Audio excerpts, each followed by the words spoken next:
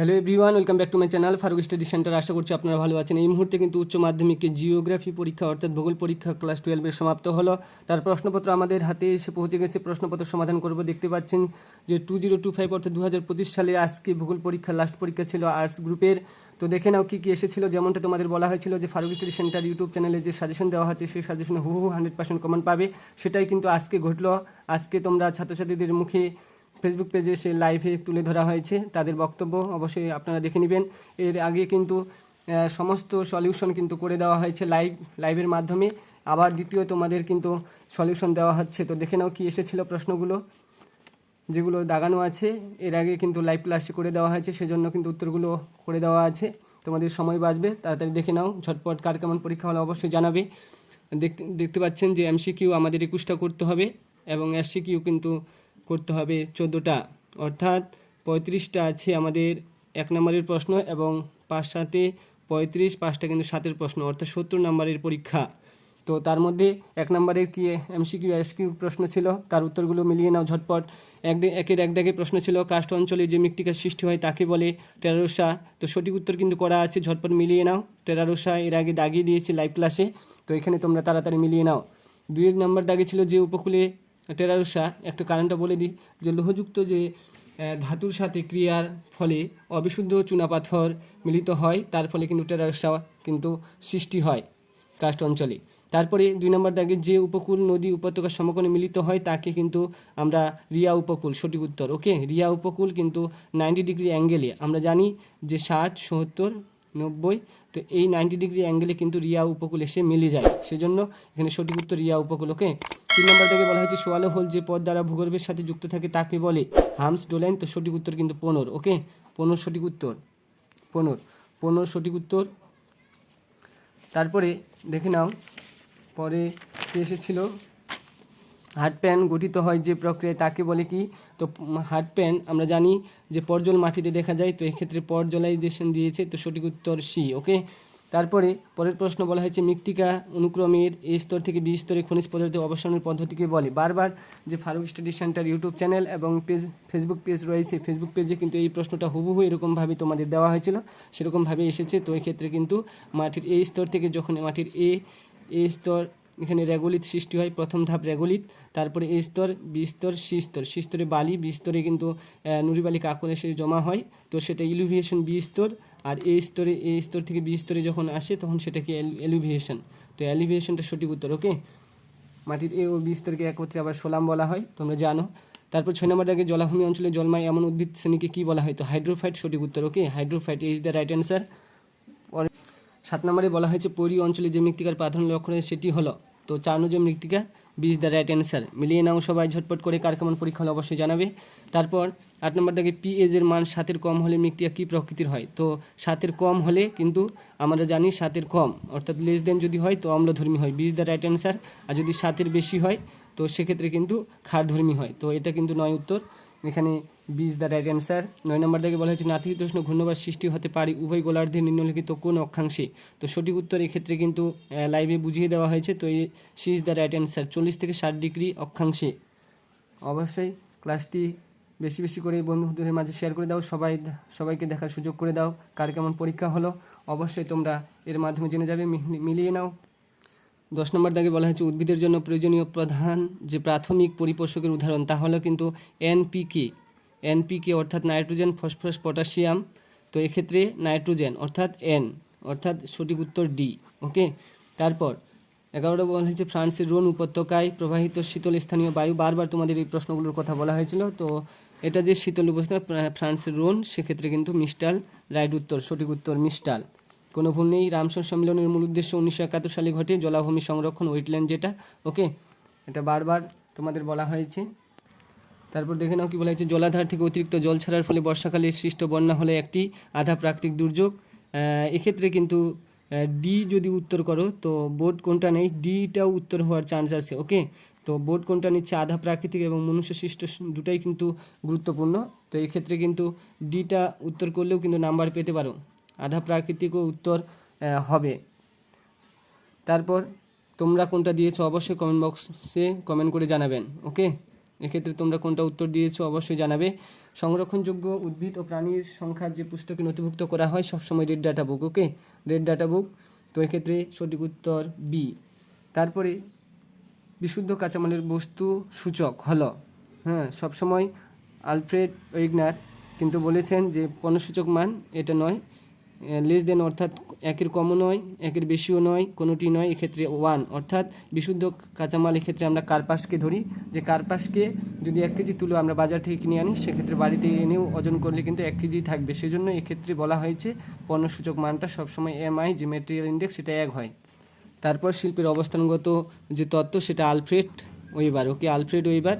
তারপরে মালয়েশিয়ার একটি গুরুত্বপূর্ণ শিল্প হলো রবার শিল্প। ওকে, রবার শিল্প সঠিক উত্তর। তারপরে ভারতে কার্পেট বস্ত্রবাহন শিল্পের উন্নতি লাভের যে কারণটি সর্বাধিক গুরুত্ব প্রযোজ্য, এই কারণগুলির মধ্যে কোনটি সবথেকে বেশি? এটা যদি আমরা 30% ধরি, এটা 50% ধরি, এটা 70% ধরি, তো এটা 100%, অর্থাৎ D is the right answer. এটা সবথেকে কার্পেট বস্ত্রবাহনের বিপুল চাহিদার প্রয়োজন। তারপর জনসংখ্যা বিবর্তন তত্ত্বটির ধারণা প্রথম দিয়েছিলেন অর্থাৎ থমসন। জনসংখ্যা বিবর্তন ধারণা থমসন দিয়েছিলেন, সঠিক উত্তর।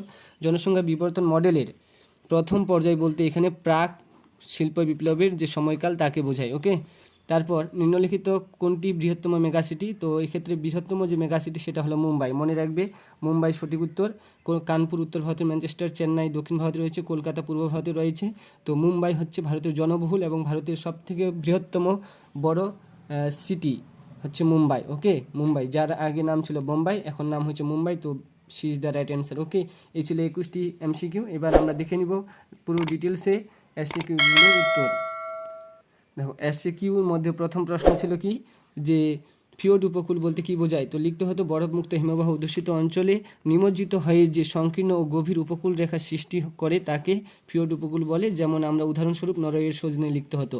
তারপরে পশ্চাৎ তটভূমি কাকে বলে? পশ্চাৎ তটভূমি লিখতে হতো সমুদ্রজলের গড় উচ্চসীমা ভৃগুতট পর্যন্ত সবচেয়ে পিছনের অংশ ঝটিকার জল পৌঁছালে তাকে পশ্চাৎ তটভূমি বলা হয়। অনুগামী নদী কাকে বলে? অনুগামী নদী দেখে নাও, যে যখন জমি বা ভূমির প্রারম্ভিক মুখ্য ঢালকে অনুসরণ করে প্রবাহিত হয় ছোট ছোট নদীগুলো, তখন বড় নদীকে অনুসরণ করে, তখন তাকে অনুগামী নদী বলে। এক্ষেত্রে আমরা উদাহরণস্বরূপ গঙ্গা, ব্রহ্মপুত্র বা আদর্শ নদীগুলো উদাহরণ দিলেই হয়ে যায়। কেন্দ্র বিমুখ জলনির্গম প্রণালী কাকে বলে? লিখতে হতো তোমাদের কি, কোনো উচ্চভূমি দ্বারা সংকীর্ণ উৎস থেকে বাইরের দিকে খাড়া হয়ে ক্ষুদ্র ক্ষুদ্র নদী তীব্র গতিতে প্রবাহিত হয়ে যে নদী নকশা গড়ে তোলে তাকে কিন্তু কেন্দ্রবিমুখ জলনির্গম প্রণালী বলে। নদীমঞ্চ কাকে বলে?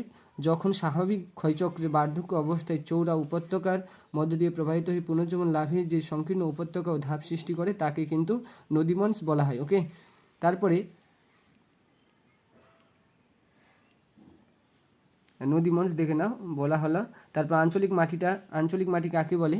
যে মাটি নির্দিষ্ট অঞ্চলে অক্ষরেখা বরাবর একই জলবায়ু ও স্বাভাবিক উদ্ভিদকে ভিত্তি করে গড়ে উঠে যে মাটি সৃষ্টি করে তাকে কিন্তু আঞ্চলিক মাটি বলা হয়, যেমন পর্জল মাটি। ওকে, তারপরে সোলাম কি? সোলাম হচ্ছে মাটির এ ও বি স্তরকে একত্রে সোলাম বলে। এর আগেই বলা হয়েছিল, এই প্রশ্নটি খুবই গুরুত্বপূর্ণ। তারপর নেক্সট অ্যাটল কাকে বলে? দেখো, সমস্ত প্রশ্ন কিন্তু তোমাদের সাজেশনে দেওয়া হয়েছিল, সমস্ত প্রশ্ন হুবহু কমন এসেছে। তাই ফারুক স্টাডি চ্যানেলে নতুন সদস্য হলে চ্যানেলটিকে সাবস্ক্রাইব করে পাশে থাকবেন এই ধরনের গুরুত্বপূর্ণ আপডেট পেতে এবং সমস্ত রকম ক্লাস নিয়মিত পাওয়ার জন্য অবশ্যই ফারুক স্টাডি চ্যানেলটিকে সাবস্ক্রাইব করে পাশে থাকবেন। অ্যাটল কাকে বলবে? অ্যাটল বলতে সমুদ্র উপকূল থেকে বেশ কিছুটা অংশ দূরে দ্বীপপুঞ্জকে কেন্দ্র করে গড়ে ওঠা গোলাকার বৃত্তাকার সংকীর্ণ প্রবাল প্রাচীরকে বলা হয় অ্যাটল। ওকে, অ্যাটল লিখবে এখানে। তারপর প্রস্রবণ রেখা কাকে বলে? বলতে হবে যখন পাশাপাশি অবস্থিত বহু বা অনেকগুলি প্রস্রবণ রেখা যুক্ত হয়ে যে জল বেরিয়ে আসে এবং প্রস্রবণ রেখা ভৌমজলকে স্পর্শ করে অনেকগুলি প্রস্রবণ রেখা একসাথে যুক্ত হয়, তখন তাকে প্রস্রবণ রেখা বলা হয়। ওকে, তারপর ভাসমান জলজ উদ্ভিদ কাকে বলা? ভাসমান জলজ উদ্ভিদের মূল কেমন হয়? মূল হয় যে ভাসমান জলজ উদ্ভিদের গুচ্ছমূল আকারে মূলতন্ত্র বলে জলে ডুবে যায় বা জলে ডুবে থাকে, বায়ু ফলা যুক্ত হয়, এভাবে লিখতে হতো। তারপর অথবা দিয়ে যে প্রশ্নটি, মরু উদ্ভিদের যে কোনো দুটি অভিযোগগত বৈশিষ্ট্য লেখো, এদের মূল সুগঠন যুক্ত হয়। তো দুটি অভিযোগগত বৈশিষ্ট্যের নাম্বার এ দিয়ে লিখতে, এদের মূল সুগঠনযুক্ত হয়ে থাকে, এদের মূল রোম ও কাণ্ডে জল সঞ্চয় হয়ে থাকে, এগুলো এরকমভাবে লিখে দিলে ABC করে দুটা তিনটা লিখে দিলে হয়ে গেল। দুটি চাইছে, দুটি লিখে দেওয়া হয়েছে তোমাদের। তারপরে এই প্রশ্নটা তোমাদের কিন্তু সাজেশনে দেওয়া হয়েছিল। দেখো এই ধরনের প্রশ্ন কিন্তু কমন পড়ে না, যেটা তোমাদের বলা হয়েছিল সেরকমভাবেই কিন্তু কমন এসেছে। তো -190-60°C তরল নাইট্রোজেনের মধ্যে শস্যবীজ সংরক্ষণ কী ধরনের জৈব সংরক্ষণ? তো এটা ইনভিট্রো সংরক্ষণ। ওকে, ইনভিট্রো, এটুকু লিখলেই 1 নাম্বার। তারপর 8 নম্বর দাগে বলা হয়েছে নিজস্ব প্রাকৃতিক পরিবেশে জীববৈচিত্র্য সংরক্ষণকে কী নামে অভিহিত করা হয়? তো ইনসিটু সংরক্ষণ বা সংস্থানিক সংরক্ষণ। ওকে, ইনসিটু সংরক্ষণ। রেগোলিথ কি?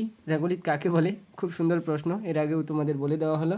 যে প্রক্রিয়ার মধ্য দিয়ে আহবিকার জাত শিথিল সিলিকা চূর্ণ বা বিয়োজিত পদার্থগুলি শিলাগুলোর মধ্যে আস্তরণ সৃষ্টি করে এবং মৃত্তিকা সৃষ্টিতে প্রথম ধাপ সৃষ্টি করে, তখন তাকে রেগোলিথ বলা হয়। ওকে, মাটি সৃষ্টির যে প্রথম ধাপ সেটাই কিন্তু রেগোলিথ নামে পরিচিত। ওকে,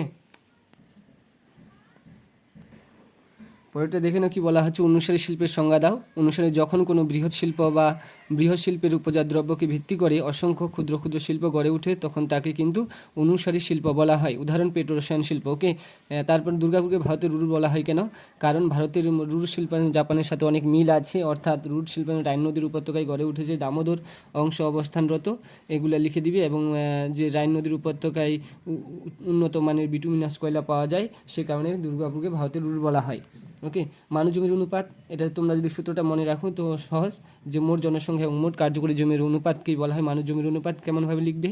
যে যখন কোনো দেশ বা অঞ্চলের বসবাসকারী সাংস্কৃতিকভাবে মোট জনসংখ্যা ও মোট কার্যকরী জমির অনুপাত গঠন হয়, তখন তাকে বলা হয়। সূত্র পয়েন্ট করে এটা লিখে দেওয়া যেত। অবিশুদ্ধ কাঁচামাল ব্যবহার করে গড়ে উঠে এমন দুটি শিল্পের নাম। তো ইক্ষু শিল্প, যেটা সুগার অর্থাৎ চিনি, আর লৌহ ইস্পাত শিল্প, যেটা লৌহ আকরিক, সেটা হচ্ছে লৌহ ইস্পাত শিল্প, লৌহ আকরিক। ওকে, তারপর বোকারো, ভিলাই, এই 3 শহরে কোন বৃহৎ শিল্প গড়ে উঠেছে? তো লৌহ ইস্পাত শিল্প, এক কথায় উত্তর। তারপরে খাদ্য প্রক্রিয়ান শিল্পের 2টি সমস্যা। খাদ্য প্রক্রিয়ান শিল্পের বহু সমস্যা রয়েছে, তার মধ্যে তোমরা লিখবে যে খাদ্য প্রক্রিয়ান শিল্পে পর্যাপ্ত পরিমাণে পরিকাঠামোর অভাব রয়েছে, দক্ষ শ্রমিকের অভাব দেখা যায়, উন্নত অর্থাৎ এর পরিমাণগত যে গুণগত মান রয়েছে সে মান কিন্তু নিচু মানের। তারপর সঠিক যে খাদ্য প্রক্রিয়াজাত দ্রব্য সেটা পাওয়া যাচ্ছে না, অর্থাৎ ভেজাল খাবার পাওয়া যায়। তারপর অস্থানীয় শিল্প কাকে বলে বা কী? উদাহরণ দাও। যে শিল্পে সম্পদ শিল্প, জমি, শ্রম ও পুঁজির মতো উৎপাদনের বিভিন্ন উৎপাদনের জন্য শিল্প যে কোনো জায়গায় গড়ে উঠে তাকে অস্থানীয় শিল্প বলে, অর্থাৎ ফুডলস ইন্ডাস্ট্রি, যে কোনো জায়গায় এই শিল্প গড়ে উঠতে পারে। তারপরে লাস্ট 14 নম্বর প্রশ্ন ছিল কি, যে জিডিপি এর পূর্ণরূপটি কী? তো জিডিপির পূর্ণরূপ হচ্ছে কি, গ্রোস ডোমেস্টিক প্রোডাক্ট। অবশ্যই প্রথম যে অক্ষর ওয়ার্ডের সেটা কিন্তু বড় হাতে লিখতে হবে। যদি কেউ ছোটো হাতে লিখে থাকো নাম্বার নাও দিতে পারে, টিচারের উপর নির্ভর করবে যে কেমন টিচার। দয়ালু হলে নাম্বার পাবে, না হলে কিন্তু দেবে না। সব থেকে বড় কথা হচ্ছে ফারুক স্টাডি সেন্টারে যে মাসখানেক আগে তোমাদের 1.5 মাস আগে প্রায় দেওয়া হয়েছিল 7 নম্বরের সাজেশন, এবং 1 নম্বরের সাজেশন তোমাদের প্রায় 3 মাস আগে দেওয়া হয়েছে। সমস্ত প্রশ্ন কিন্তু কমন এসেছে। দেখে নাও যে সমুদ্র তরঙ্গের ক্ষয়জাত ফলে গঠিত যে ভূমিরূপ, যেরকমভাবে প্রশ্নটা দেওয়া হয়েছিল, এর সাথে 2টা জয়নিং দেওয়া হয়েছিল, তার মধ্যে অনুগামী নদী সেটাও কিন্তু এসেছে 1 নম্বরে, এবং অধ্যারূপ নদী সেটাও কিন্তু জয়নিংয়ে এসেছে। মৃত্তিকা সৃষ্টি, আদিশিলা ও জলবায়ুর প্রশ্ন এটাও কিন্তু আসছে। জীববৈচিত্র্য যেরকমভাবে উপযুক্ত চিত্র নাতিচিত্র, তোমরা অবশ্যই প্রশ্নগুলো মিলিয়ে নেবে। অজন গহ্বর যেরকমভাবে জয়নিংভাবে দেওয়া হয়েছিল সেরকমভাবে কিন্তু কমন এসেছে। অবশ্যই প্রশ্নগুলো তোমরা প্রমাণসহ মিলিয়ে নেবে। দুর্যোগ ও বিপর্যয়ের মধ্যে যে কোনো 2টি পার্থক্য উল্লেখ করেও আধা প্রাকৃতিক, যেরকমভাবে দেওয়া হয়েছে সেরকমভাবে কিন্তু সমস্ত প্রশ্ন এসেছে। জীবিকা সূত্রে এটাও দেওয়া হয়েছিল। তো যেরকমভাবে যে প্রশ্নগুলো দেওয়া হয়েছে 7-এর এবং এমসিকিউ এসিকিউ সমস্ত প্রশ্ন কিন্তু কমন এসেছে। কার কেমন পরীক্ষা হয়েছে অবশ্যই কমেন্ট বক্সে কমেন্ট করে জানাতে ভুলবেন না। তারপর দেখে নাও, পৃথিবীর বিভিন্ন অঞ্চলে যেরকম বলা হয়েছিল অসম জনবন্টন, অর্থাৎ পপুলেশন বিষয়টা থেকে যে চ্যাপ্টার রয়েছে সেখান থেকে কিন্তু বলা হয়েছিল। এবং হলদিয়া বন্দর গড়ে ওঠার কারণগুলি, এর সাথে কিন্তু 2টা জয়নিং হিসেবে দেওয়া হয়েছিল, তার মধ্যে এটা এসেছে। কি বলা যায়, অর্থাৎ এখান থেকে কিন্তু একটা জিনিস দেখছি আমরা, যে কোনো কোনো বিষয়ের উপর কিন্তু বেশি জোর দেওয়া হয়েছে, কোনো কোনো চ্যাপ্টার বা টপিকের উপর কম জোর দেওয়া হয়েছে। যখন পপুলেশন এসেছে এই জায়গায় কিন্তু পপুলেশন এসেছে। কী ধরনের ভৌগোলিক পরিবেশে বিক্ষিপ্ত জনবসতি, অর্থাৎ সেটেলমেন্ট টপিক থেকে কিন্তু বহু প্রশ্ন দিয়ে ফেলেছে। জনসংখ্যা, কাম্য জনসংখ্যার সংজ্ঞা দাও। তোমাদের বলা হয়েছিল অতিজনকে ওভার পপুলেশন, অপটিমাম পপুলেশন এবং আন্ডার পপুলেশনের মধ্যে কিন্তু একটা আসবে, সেটা কিন্তু এখানে আমরা দেখতে পাচ্ছি অপটিমাম পপুলেশন, অর্থাৎ কোনো দেশ বা অঞ্চলের সম্পদ ও জনসংখ্যার পরিমাণ যখন সমান সমান হবে তখন তাকে কাম্য জনসংখ্যা বলে। তো এই কাম্য জনসংখ্যা যে দেশগুলিতে কিন্তু চাকরি বাকরির কোনো অভাব নেই, যেটা আমাদের ওয়েস্ট বেঙ্গলের মধ্যে সব থেকে বেশি বড় সমস্যা। তারপরে এই নাম্বারে পরিকল্পনা যেরকমভাবে দেওয়া হয়েছিল, এখানে 3টা বৈশিষ্ট্য লিখতে বলা হয়েছিল, কিন্তু একটি আসছে পৃথিবীর বিভিন্ন দেশে অধিক জনসংখ্যা সৃষ্টির সমস্যা, অর্থাৎ এই প্রশ্ন, অর্থাৎ বিভিন্ন টপিক থাকা সত্ত্বেও কিন্তু পপুলেশনের উপর এবং সেটেলমেন্টের উপর বেশি জোর দেওয়া হয়েছে। তো কার কেমন পরীক্ষা হলো অবশ্যই কমেন্ট বক্সে জানাবেন। Thank you for watching.